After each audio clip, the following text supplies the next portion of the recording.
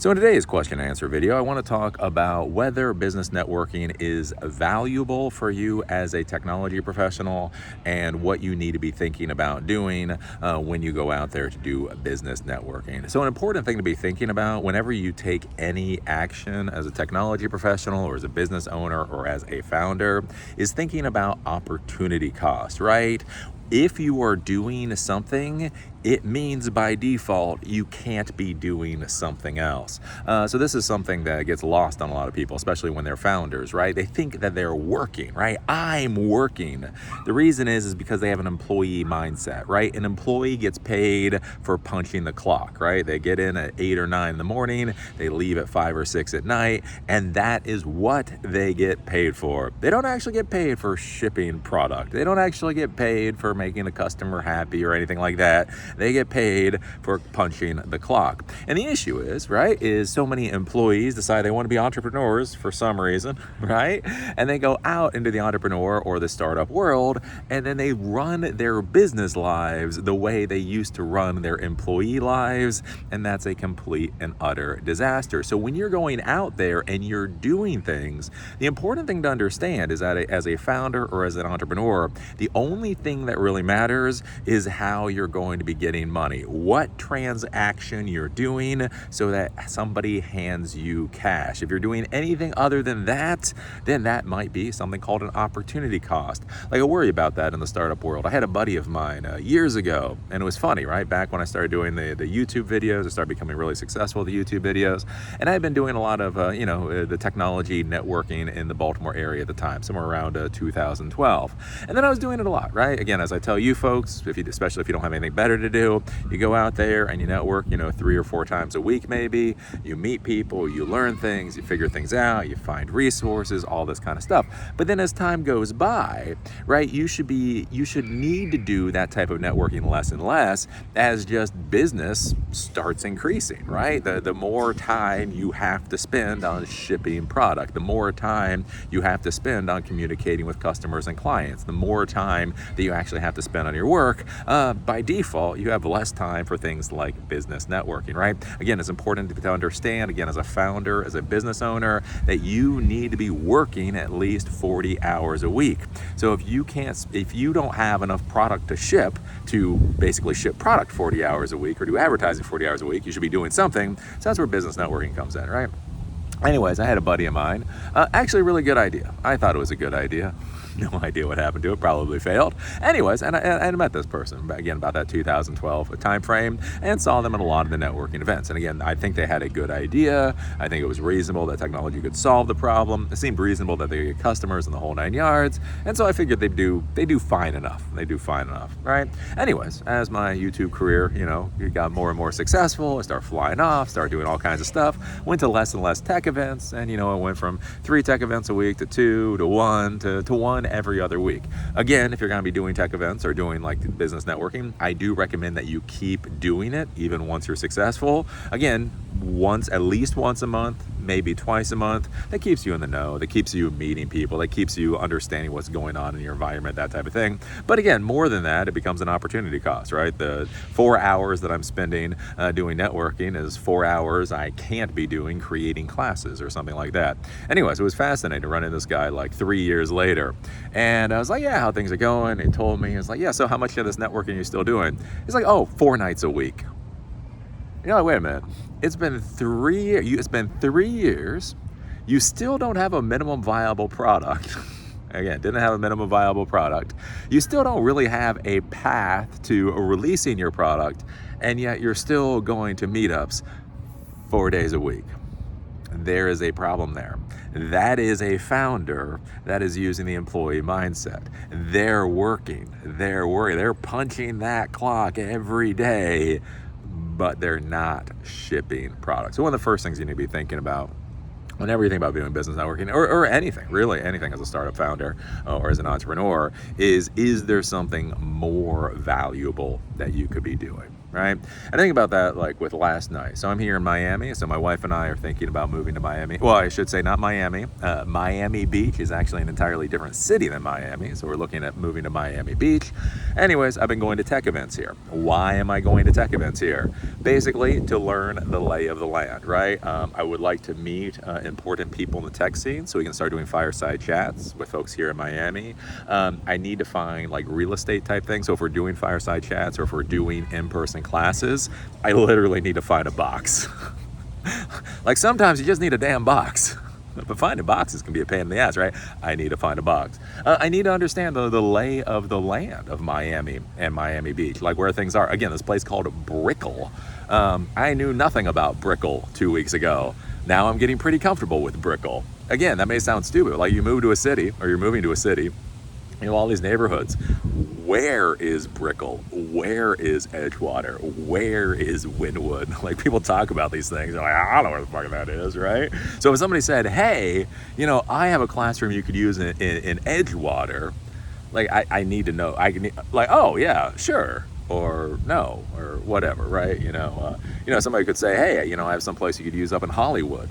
I think it's Hollywood, right? Hollywood here. Anyways, that's too far away. That's like an hour and some odd away. Somebody could say like, hey, West Palm Beach. It's like, yeah, I'm not gonna drive an hour and 45 minutes. Thank you though. But anyways, right? So I'm going out to these events, meeting people, getting the lay of the land, understanding how things work here. Again, that kind of thing. And, you know, don't have anything better to do since we're here for a month and I can't do my normal class videos anyway. But anyway, so I go to this event last night and it was interesting because it was a pitching event. It was a pitching event for startup founders.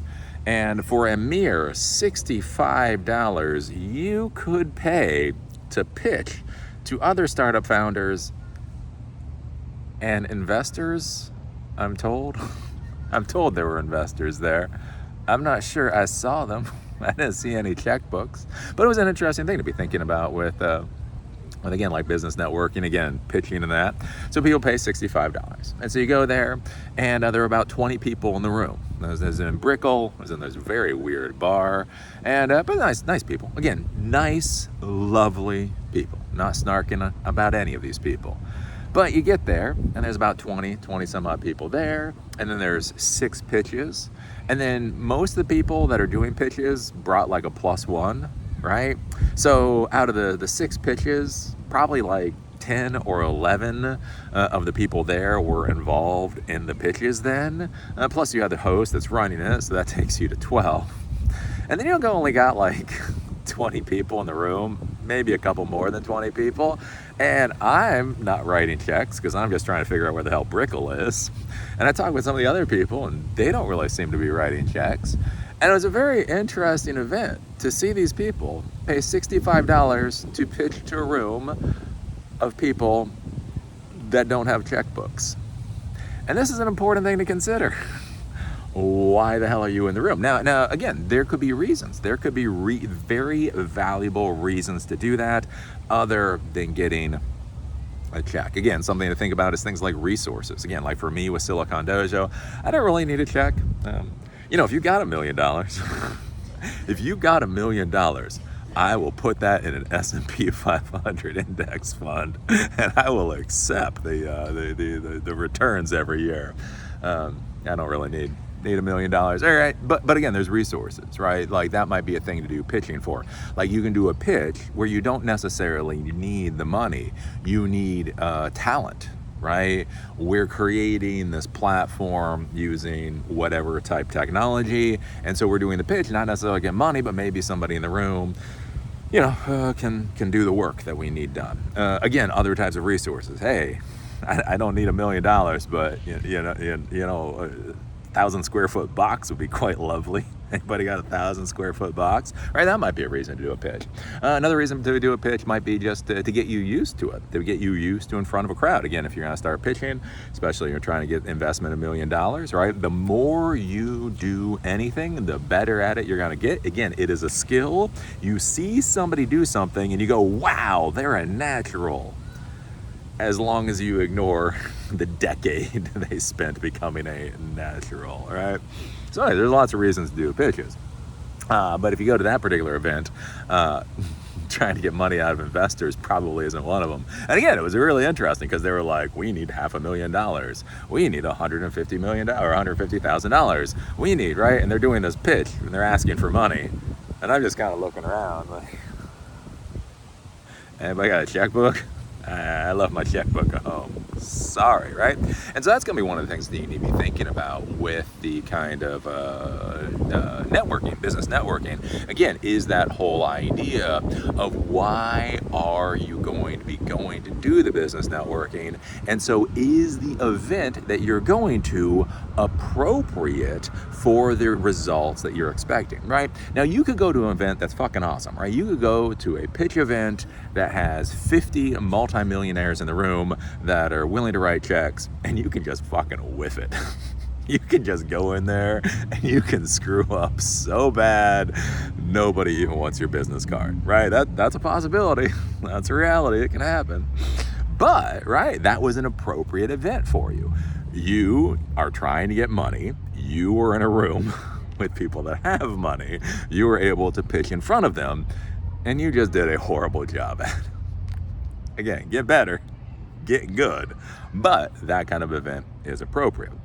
On the other hand, if you really need money and you go into an event and there's nobody in the room that can actually even write a check, then again, that's one of the questions you have to ask yourself is this actually appropriate for what you're trying to do? Again, in the startup world, in the business world, in the technology world, one of the things I want you to get out of your head is, again, this good or bad or even right or wrong, right? That's wishy-washy crap that's not actually useful. One of the things to be thinking more about, I would argue, is the whole idea is appropriate or inappropriate. Is this appropriate or is this inappropriate? And then go from there. Again, I think about this with the Founders Run. I like the Founders Run. I'm not snarky about everything, right? There's a Founders Run in Brickell, right? Anyways, every Saturday they go and they run for about 3 miles. And it's great because you get to go and you get to run. So I like to run, so I get to run. I get to be around other tech people, get to have good conversations, get to learn more about Miami, all of that kind of stuff. And so for me to go there, that is appropriate. That works out well. Again, on the other hand, if I'm trying to get money, or if I'm trying to get resources or whatever else, that is what my primary concern is. That probably is not actually appropriate for what I'm trying to accomplish. And so that's the kind of thing that you need to be thinking about is what are you trying to get out of the event? Again, I talk about this with, having your conversation with a spaghetti monster, looking at the person in the mirror and asking yourself what the hell it is that you're trying to accomplish. One of the big problems that I see with so many people is, again, they don't know what they're trying to accomplish. They don't know what their ask is. Like, what if somebody came up to you and they were the fairy godfather or whatever? This place is loud. This place is always loud. Anyways, they think we really want to hear their music. I guarantee them we don't. But anyways, a lot of times people don't think about, like, what is that ask? What are they trying to accomplish? What could you get today to make it easier, better, whatever, to ship a product tomorrow?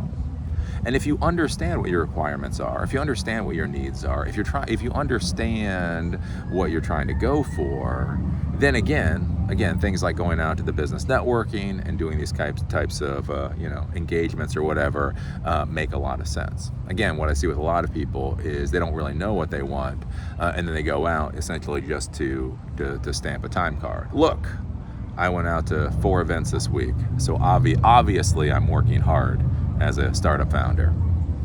You're like, well, you're doing something as a startup founder. I'm not sure if that's what I call work. You know what I call work? I sit there at my Mac Pro and I create outlines. I create so many outlines. I do an outline for Python, and I do an outline for Bottle, and I do an outline for SQL. Currently working on the outline for Linux. After that, we're going to do an outline for Introduction to Programming. That's what the grind is. You know what the grind is? Sitting there with a cup of coffee and staring at a computer for 8 hours a day, or possibly more, and thinking about what you're doing. You know what the grind is not? Drinking beer and eating pizza and watching people pitch to other people that are pitching. So anyways, that's the kind of thing to consider. Again, for a lot of the new people out there, if you're a noob, I do highly recommend going to these events because one of the big problems I see with a lot of the noobs is they simply don't know what our world is like, one way or the other. Again, I know I come off as kind of snarky, just a little bit snarky every once in a while. And that's because I've been doing this crap for almost 30 years. I got into technology in 1996. It is now 2025. Yes, I'm a bit bitter over the years, right? But I know what's out there, right? One way or the other. One of the big things that I see with a lot of the folks that I talk to, again, especially with question and answer and coaching sessions and that type of thing, is they literally just do not understand our environment. They don't understand the language. They don't understand what people are looking for. They don't understand how people actually act. Again, it's an interesting thing. Like one of the problems we have in our education system, especially here in the United States, is that the cohort of people that young folks are around are all of them, or basically unionized teachers or tenured professors. Like, it's weird, right? We're training our students to go into the private sector, and we're training them being surrounded by other, snot-nosed brats who are all being taught by people that do not get paid from the private sector, which creates all kinds of quirks. Again, this whole thing, like I talk with so many of, again, my viewers, and like they'll just start saying crap about their bosses. Right, they'll just start shitting on their bosses and crapping on their company and telling me about everything they hate about capitalism. And after I'll listen to it for about 5 minutes, and then I'll just like, what are you doing? What? I am a capitalist. I am a decision maker. Again, it's a fever dream, but I am a fever dream owner. It is not appropriate, in no way, shape, or form is it appropriate for you just to lambast these authority figures, because that's what all the children in your environment do, right? If you want to know what line of this particular battle I'm going to be on the capitalist side. I'm going to be on the decision maker side. I'm going to be on the owner side, right? But the important thing to be thinking about is when you go out to these events, you get to be around people that are doing things. Again, not necessarily the Bill Gates, definitely not the Bill Gates or whatever in the world, but you can be around the business owners. You can be around the consultants. You can be around the team leads and those types of folks. And you can see how they actually interact. You can see how they actually talk. You can see what they actually care about, right? I got my degree in criminal justice years ago, and we had to learn about all these theoretical reasons why people become criminals. Anyways, there's this idea of something called association theory. And so what association theory means is that essentially that we mimic the people that we're surrounded by. So mannerisms, words, actions, those types of things. So basically, if you take a good kid and you put them in the ghetto and you have them all around gangbangers, then they're most likely going to turn into a gangbanger, right? You take a gangbanger, you put them into an area with a whole bunch of yuppies, you actually accept them. You have to accept them into the group of yuppies, and they'll turn into a yuppie, right? So one of the things to be thinking about, again, with yourself is you go out there and you start being around real technology professionals, and it's funny how through osmosis or whatever else, their mannerisms, their behaviors actually start rubbing off on you, which is something that, bosses and managers and customers and clients are going to appreciate a lot more than folks screaming about why the capitalist system is horrible. This capitalist system is evil. Now pay me. I think return on investment is damn near satanic. Now pay me my salary. Ooh, that's probably not going to go so well for you. So anyways, there is some rambling there. There is some thoughts. Go out, do networking, especially if you're new. If you're new to an area, again, like I'm new to Miami, so again, I've done like 4 or 5 of these things. I have another 4 or 5 lined up, and so I'm doing like, again, 3 or 4 per week, and I'll do that for a couple of weeks, and then I'll start backing off, right? Because I'll know where Brickell is. Understand more about the environment. I'll understand more about what the different groups here do, and therefore it will no longer be as valuable for me to continue to do it. So you go out, you do them, you learn, you figure out which events are important, you figure out which people are important, you figure out where you can get resources, where you can't get resources, and then basically what should be happening is, as you do it, you should naturally back off. You don't force yourself to back off. It's not like, okay, I did 4 this week and 4 next week and 4 the week after that, and then I'll do 2. No, what you do is you go, okay, I'm gonna do 4. And you do 4 one week, okay. And then you do 4 the next week, you go, okay. And then you do 4 the next week, okay. And then you're looking at the list of the events, and you're like, I've already done that one. That wasn't that useful. That wasn't that useful. Oh, but these couple were. And so then you go to 3 or you go to 2. And then the next thing comes up and you're looking like, okay, I've done a lot of those. I'm only going to go 1 this week. And the next week comes up, it's, there's like 3 events. Those are actually all seem pretty good. So then you go to 3 events. And that's one of the things I want you to be thinking about too, is that it should be natural. It's not just a systematic thing of 4, 3, 2, 1. It's 4, then maybe 1, then 5, and then maybe 2, then 1, then 3, then 2, right? And that should become pretty natural to you. And yeah, if you get into a room and you're pitching to a room of other people that are pitching, ask yourself what the hell you're doing there. Again, I think about this with business networking back in the day. So, again, these business networking businesses became a big thing, 10 years ago. And they're popping up everywhere. And the funny thing is, I used to talk about this with Aflac salesmen. I hate Aflac salesmen. I love the Aflac duck. The salespeople can go get buggered. Anyways, but that was a funny thing. So I started to go to these business networking things, and it was supposed to be entrepreneurs. What you were told is that it was a business networking for entrepreneurs, and it wasn't. It was a business networking for basically Aflac salespeople, or not just Aflac salespeople, but all those kind of Avon-esque salespeople. Like there'd be the Aflac salesperson there, and there'd be the Verizon salesperson there, and they had been told, again, this was before the gig economy was the big deal, so they were told they were entrepreneurs, right? They're not salespeople, they are owners of a vendor partnership or whatever the hell. Again, what's interesting and why I stopped going to those particular types of events is you'd go there and nobody had the ability, again, to write a check or to sign a contract, because they were all CEOs of their own little Aflac franchises, right? So again, like for me, selling servers and surveillance systems and telephone systems, the whole 9 yards, right? If you get me into a room with real entrepreneurs, right? Real entrepreneurs got somewhere between 3 to 20 employees, I can do something with that. Again, I might screw it up. My prices might be too high, my products might not be right. But again, you get me into a room of 50 actual entrepreneurs, that's something I could work with. Again, what I found is I go to these things and it'll be 50 Aflac salespeople. Be like, hey, so you want to buy a server? Oh no, it's just me, I sell Aflac. You want to buy Aflac? Hey, I've already run into 5 of you at this one event. No. Even if I did want to buy Aflac, I probably would have bought it from the first person I talked to, not you. So anyways, some things to ponder, some things to think about. So with that, see y'all later.